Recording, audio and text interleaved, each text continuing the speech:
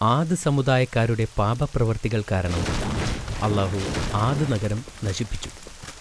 അവിടെ പുതിയൊരു സമുദായം വളർന്നു വന്നു. അവർ സമൂദ് ഗോത്രം എന്ന് അറിയപ്പെട്ടു.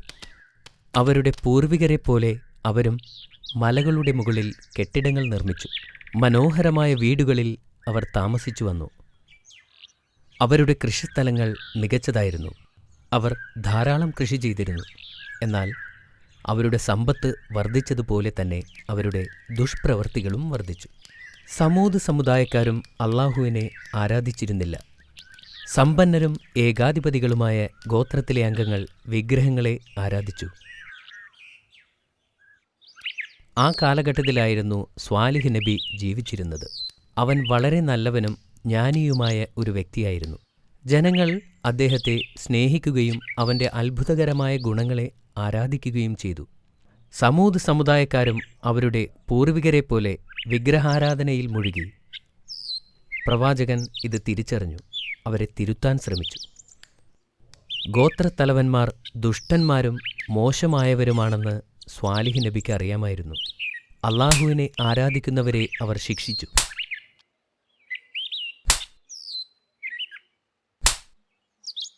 സ്വാലിഹ് നബിയെ അള്ളാഹു തൻ്റെ ദൂതനായി തിരഞ്ഞെടുത്തു. അവൻ ആരെയും ഭയപ്പെടുന്നില്ല.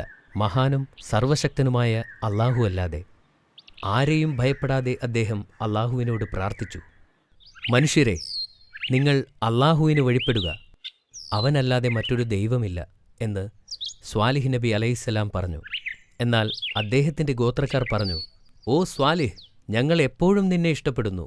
നിങ്ങൾ ഒരു ദിവസം ഞങ്ങളുടെ തലവനായി തീരുമെന്ന് ഞങ്ങൾ കരുതി. ഞങ്ങളുടെ ദൈവങ്ങളെ ഉപേക്ഷിച്ച് അള്ളാഹുവിനെ വിശ്വസിക്കാൻ എന്തിന് ഞങ്ങളോട് ആവശ്യപ്പെടുന്നു? ഞങ്ങളുടെ പിതാക്കന്മാർ ആരാധിച്ചു വരുന്നതിനെ ഞങ്ങൾ ആരാധിക്കുന്നതിൽ വിലക്കുന്നതെന്തിന്? ഞങ്ങൾ അള്ളാഹുവിൽ വിശ്വസിക്കുന്നില്ല. അവർ പറഞ്ഞു. നന്മയും തിന്മയും തമ്മിലുള്ള പോരാട്ടം തുടങ്ങിയത് അവിടെ നിന്നാണ്. നബി തങ്ങൾ അള്ളാഹുവിൻ്റെ അടുക്കൽ മാപ്പിരയ്ക്കുകയും അവിശ്വാസികളോട് യുദ്ധം ചെയ്യുകയും ചെയ്തു.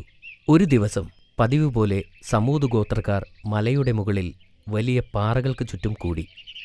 അവർ ആ പാറയെ ആരാധിച്ചു. കുട്ടികൾ തങ്ങളുടെ പൂർവികരെ കണ്ട് അവരും ആ പാത പിന്തുടർന്നു. അവർ ആ പാറയുടെ തൃപ്തിക്കും അനുഗ്രഹത്തിനും വേണ്ടി ആണാടുകളെ ബലി കൊടുത്തിരുന്നു. സ്വാലിഹ് നബി ഇത് കണ്ടപ്പോൾ ദുഃഖിതനായി പറഞ്ഞു, എൻ്റെ സമൂഹമേ, ഏകദൈവത്തെ മാത്രം ആരാധിക്കുക. അപ്പോൾ അവരിൽ ഒരാൾ ചോദിച്ചു, നിങ്ങൾ എന്തിനാണ് അള്ളാഹുവിനെ മാത്രം ആരാധിക്കുവാൻ ഞങ്ങളോട് ആവശ്യപ്പെടുന്നത്? പ്രവാചകൻ പറഞ്ഞു, നിങ്ങളെ അവൻ സൃഷ്ടിച്ചു. അവൻ നിങ്ങൾക്ക് എല്ലാം തന്നു. സൂര്യൻ, ചന്ദ്രൻ, പർവ്വതങ്ങൾ, കടലുകൾ, നിങ്ങൾക്ക് ചുറ്റും കാണുന്നതെല്ലാം. ഒരു അത്ഭുതം കാണിച്ചു തരിക. തലവന്മാരിൽ ഒരാൾ ഇങ്ങനെ പറഞ്ഞു, ഞങ്ങൾക്ക് ഒരു അത്ഭുതം കാണിച്ചു തന്നാൽ ഞങ്ങൾ നിങ്ങളെ വിശ്വസിക്കും. ആ പാറയിൽ നിന്ന് ജീവനുള്ള ഒരു ഒട്ടകത്തെ ഉണ്ടാക്കാൻ നിന്റെ നാഥനോട് പറയുക. മറ്റൊരു തലവൻ പറഞ്ഞു, അതെ, ഒട്ടകം ഗർഭിണിയായിരിക്കണം. അവൻ ചിരിച്ചു. പ്രവാചകൻ കുറച്ചുനേരം ചിന്തിച്ചിട്ട് പറഞ്ഞു, അള്ളാഹു ഈ അത്ഭുതത്തെ കാണിച്ചാൽ ഏകദൈവമായ അള്ളാഹുവിൽ നിങ്ങൾ വിശ്വസിക്കുമോ? ഞാൻ അവൻ്റെ ദൂതനാണെന്നും നിങ്ങൾ വിശ്വസിക്കുമോ? അതെ, അവർ മറുപടി പറഞ്ഞു. അപ്പോൾ നബി അള്ളാഹുവിനോട് അവരുടെ ആവശ്യം നടത്തിക്കൊടുക്കുവാൻ പ്രാർത്ഥിച്ചു. അത്ഭുതമൊന്ന് പറയട്ടെ. ആദ്യം പാറക്കല്ലുകൾ തകരുന്ന ശബ്ദം കേട്ടു. അവിടെ ഒരു സുന്ദരിയായ ഒട്ടകം. അത് വലിയതും ഗർഭിണിയുമായിരുന്നു. ജനങ്ങൾ ഒട്ടകത്തെ കണ്ടപ്പോൾ ആശ്ചര്യപ്പെട്ടു. അവർക്ക് അവരുടെ കണ്ണുകളെ വിശ്വസിക്കാൻ കഴിഞ്ഞില്ല. ചിലർ കണ്ട കാര്യങ്ങൾ വിശ്വസിച്ചു. എന്നാൽ മറ്റു ചിലർ, പ്രത്യേകിച്ച് സമ്പന്നരും ശക്തരും, ഇത് മാജിക്കാണെന്ന് കരുതി. അള്ളാഹു തൻ്റെ മഹത്വം കൊണ്ട് ആ പാറയിൽ നിന്നും വരുത്തിയ ഒട്ടകത്തിൻ്റെ മുൻപിൽ പ്രവാചകൻ സാഷ്ടാംഗം നമസ്കരിച്ചു. ചിലർ പറഞ്ഞു, പ്രവാചകൻ പറഞ്ഞത് സത്യമാണ്. അള്ളാഹു യഥാർത്ഥ ദൈവമാണ്. അപ്പോൾ പോലും വിശ്വാസികളുടെ എണ്ണം വളരെ കുറവായിരുന്നു. മറ്റുള്ളവരുടെ മനസ്സ് ഇപ്പോഴും അള്ളാഹുവിൽ വിശ്വസിക്കാൻ തയ്യാറായിരുന്നില്ല.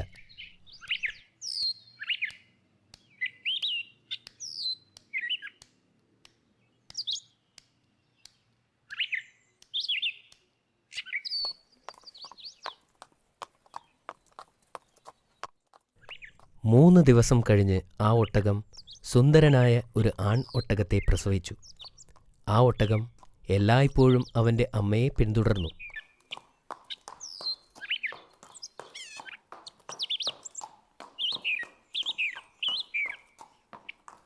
വളരെ പെട്ടെന്ന് തന്നെ ഒട്ടകവും അവളുടെ മകനും സ്നേഹത്തിൻ്റെയും കരുണയുടെയും ചിഹ്നങ്ങളായി മാറി. അപ്പോൾ പ്രവാചകൻ തൻ്റെ ജനത്തോട് പറഞ്ഞു, നിങ്ങൾ അല്ലാഹുവിന് വഴിപ്പെടുക, അവനല്ലാതെ ദൈവമില്ല. നിന്റെ രക്ഷിതാവിങ്കിൽ നിന്നുള്ള വ്യക്തമായ തെളിവും കൊണ്ടാണ് ഞാൻ പറയുന്നത്. അല്ലാഹുവിൻ്റെ ഭൂമിയിൽ നടന്നു ഭക്ഷിക്കുവാൻ ആ ഒട്ടകത്തിനെ വിട്ടേക്കുക.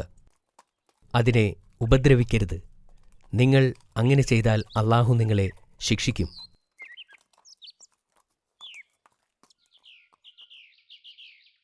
ഒട്ടകം ധാരാളം വെള്ളം കുടിക്കുമായിരുന്നു.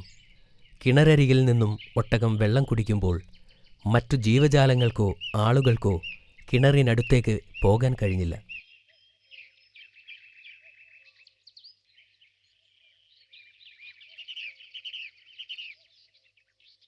ഒട്ടകം തൻ്റെ കുട്ടിക്ക് പാൽ കൊടുക്കുന്നത് കണ്ടപ്പോൾ അവരുടെ വായിൽ വെള്ളമൂറി. അവർ പ്രവാചകന്റെ അടുത്ത് ചെന്ന് ചോദിച്ചു, ഒട്ടകം പാൽ ചുരത്തുന്നുണ്ട്. എന്തായാലും അത് മുഴുവൻ അതിൻ്റെ കുട്ടി കുടിച്ചു തീർക്കില്ല. അതുകൊണ്ട് ഞങ്ങൾക്ക് അതിൻ്റെ പാലെടുക്കുന്നതിന് അനുവാദം തരണം. അദ്ദേഹം ഒട്ടകത്തിന് വെള്ളം കൊടുക്കാൻ ആവശ്യപ്പെട്ടു. അത് വെള്ളം കുടിക്കുന്ന സമയം അവർക്ക് അതിൻ്റെ പാലെടുക്കാം. അടുത്ത ദിവസം അതിൻ്റെ പാൽ അതിൻ്റെ കുഞ്ഞിന് നൽകണം എന്ന് നബി തങ്ങൾ പറഞ്ഞു. അവർ അത് അംഗീകരിച്ചു.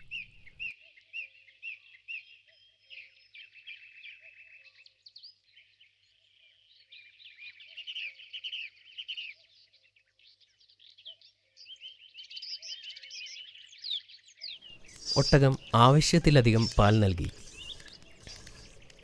അത് സമൂദ് ഗോത്രത്തിലെ എല്ലാവർക്കും തികയുന്ന അത്രയും ഉണ്ടായിരുന്നു. ആദ്യമൊക്കെ അവർ സന്തോഷത്തോടെ കഴിഞ്ഞു. എന്നാൽ പിന്നീട് അവിശ്വാസികളുടെ ശബ്ദം ഉയരാൻ തുടങ്ങി. അവരുടെ വിഗ്രഹങ്ങളിൽ നിന്നും മറ്റുള്ളവരെ അകറ്റിയതിനാൽ അവർക്ക് നബിയോട് ദേഷ്യം ഉണ്ടായിരുന്നു. ഈ സമയം സമൂദ് ഗോത്രം രണ്ടായി പിളർന്നിരുന്നു. ഒന്ന് മുസ്ലിങ്ങളും മറ്റൊന്ന് അവിശ്വാസികളും. അവിശ്വാസികൾ മുസ്ലിങ്ങളെ കളിയാക്കി. അവരുടെ വിശ്വാസങ്ങളെപ്പോലും അവർ കളിയാക്കി. സ്വാലിഹ് നബി പറയുന്നത് സത്യമാണെന്നാണോ നിങ്ങൾ വിശ്വസിക്കുന്നത്? അതെ, ഞങ്ങൾ അദ്ദേഹത്തിൻ്റെ സന്ദേശത്തിൽ വിശ്വസിക്കുന്നു. അല്ലാഹുവിൽ ഞങ്ങൾ വിശ്വസിക്കുകയും ചെയ്യുന്നു. അവിശ്വാസികൾ അല്ലാഹുവിനെ പരസ്യമായി തള്ളിപ്പറഞ്ഞു. അവർ ധനവാന്മാരായിരുന്നു. പല പ്രമുഖന്മാരും നബിക്കെതിരെ തന്നെയായിരുന്നു. പ്രവാചകൻ നിലനിന്നാൽ അത് തങ്ങളുടെ ദൈവങ്ങൾക്ക് ഭീഷണിയാകുമെന്ന് അവർ മനസ്സിലാക്കി. ഒരിക്കൽ അവരെല്ലാം കൂടി ചേർന്നു. എന്നിട്ട് ആ ഒട്ടകത്തെ കൊല്ലാൻ പദ്ധതിയിട്ടു. 9 മല്ലന്മാരെ ഒട്ടകത്തെയും കുഞ്ഞിനെയും കൊല്ലാൻ അവർ തയ്യാറാക്കി.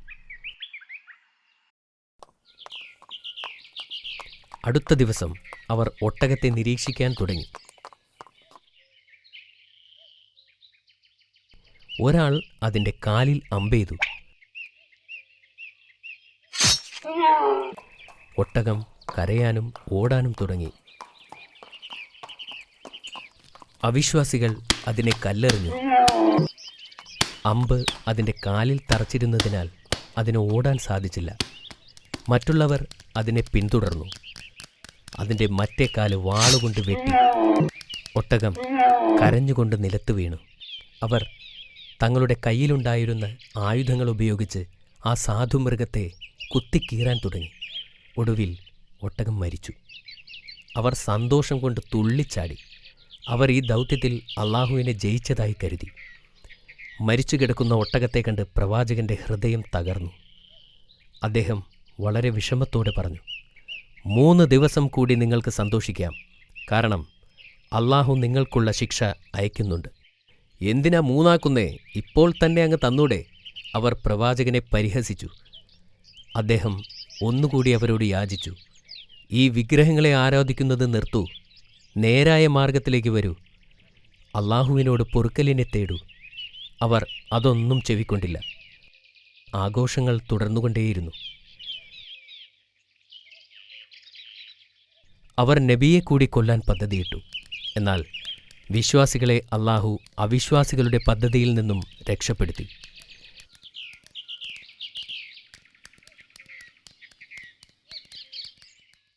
സ്വാലിഹ് നബി പറഞ്ഞ ശിക്ഷയുടെ നാൾ വന്നെത്തി. അവിശ്വാസികൾ പാറക്കല്ലുകൾ കൊണ്ടുണ്ടാക്കിയ ഭവനങ്ങളിൽ സുരക്ഷിതരാണെന്ന് പ്രതീക്ഷിച്ചിരുന്നു. പെട്ടെന്നൊരു ഇടിനാദം അവർ കേട്ടു. ഭൂമി കുലുക്കവുമുണ്ടായി. ആ ഭൂമിയെല്ലാം എല്ലാവരെയും കൊല്ലും വിധം ഇളകി മറിഞ്ഞു. അവരുടെ ബലമുള്ള വീടുകളോ കല്ലുകൊണ്ടുള്ള സുരക്ഷിത സ്ഥാനങ്ങളോ അവരെ രക്ഷിച്ചില്ല. എന്താണ് സംഭവിക്കുന്നതെന്ന് മനസ്സിലാകുന്നതിന് മുമ്പ് തന്നെ അവരെല്ലാം കൊല്ലപ്പെട്ടു. അല്ലാഹു സുബ്ഹാനഹു വ തആല സ്വാലിഹ് നബിയെയും തൻ്റെ അനുയായികളെയും ഈ മഹാദുരന്തത്തിൽ നിന്നും കാത്തുരക്ഷിച്ചു. ജനങ്ങളുടെ അഹങ്കാരത്തിനും അവിശ്വാസത്തിനും അവരുടെ ജീവനെ രക്ഷിക്കാനോ അവരുടെ വിഗ്രഹങ്ങളെ രക്ഷിക്കുവാനോ കഴിയുമായിരുന്നില്ല. അവരുടെ വലിയ കെട്ടിടങ്ങൾക്ക് യാതൊരു സംരക്ഷണവും നൽകാനായില്ല. സന്മാർഗം പ്രാപിച്ചവർ അള്ളാഹുവിനെ നേരിൽ കാണും. തീർച്ചയായും അള്ളാഹു പശ്ചാത്താപം ഏറെ സ്വീകരിക്കുന്നവനും കരുണാനിധിയുമാകുന്നു. എന്നിരുന്നാലും അള്ളാഹുവിൻ്റെ മുന്നറിയിപ്പുകൾ നാം അവഗണിക്കരുത്. സമൂദ് ജനതയുടെ കഠിനമായ ശിക്ഷ അതാണ് നമ്മളെ പഠിപ്പിക്കുന്നത്. മനസ്സിലായോ അമീർ? മാഷാ അല്ലാ, വളരെ നല്ല കഥയായിരുന്നു. നിനക്ക് ഇഷ്ടപ്പെട്ടല്ലോ? ചോദ്യങ്ങൾ ചോദിക്കൂ ബാബ. ശരി, നീ റെഡിയാണോ അമീർ? യെസ്. സമൂദികൾ ചെയ്തിരുന്ന പാപങ്ങൾ എന്തൊക്കെയാണ്? സമൂദികൾ വിഗ്രഹങ്ങളെ ആരാധിച്ചിരുന്നു. ഇത് ശരിയാണോ ബാബ? അത് വളരെ ശരിയാണ്. സമൂദ് ഗോത്രക്കാർ പ്രവാചകനെ വെല്ലുവിളിച്ചത് എങ്ങനെയാണെന്ന് നിനക്ക് ഓർമ്മയുണ്ടോ അമീർ? നബിയോട് അത്ഭുതം പ്രവർത്തിക്കാൻ ആവശ്യപ്പെട്ടു. എന്തായിരുന്നു നബി കാണിച്ച ആ അത്ഭുതം?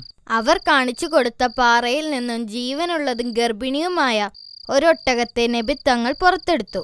സ്വാലിഹ് നബിക്ക് ഇത് ചെയ്യാനുള്ള കഴിവുണ്ടായിരുന്നുവോ? ഇല്ല.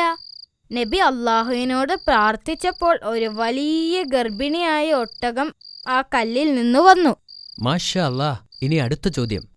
സമൂദ് സമുദായത്തിൽപ്പെട്ടവർ എന്തിനെക്കുറിച്ചാണ് പരാതി പറഞ്ഞുകൊണ്ടിരുന്നത്? ഇതിന് നിനക്ക് ഞാൻ കുറച്ച് ഓപ്ഷൻസ് തരാം. ഓപ്ഷൻ എ, ഒട്ടകം അപകടകാരിയായിരുന്നു.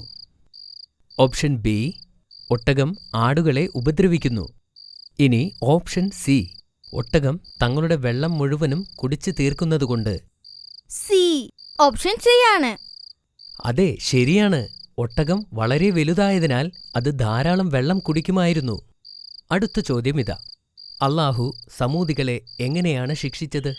ഭയാനകമായ ഭൂമി കുലുക്കവും ഇടിമുഴക്കവും കൊണ്ടാണ് അവരെ അള്ളാഹു ശിക്ഷിച്ചത്. എല്ലാം ശരിയാക്കി. Thank you Baba.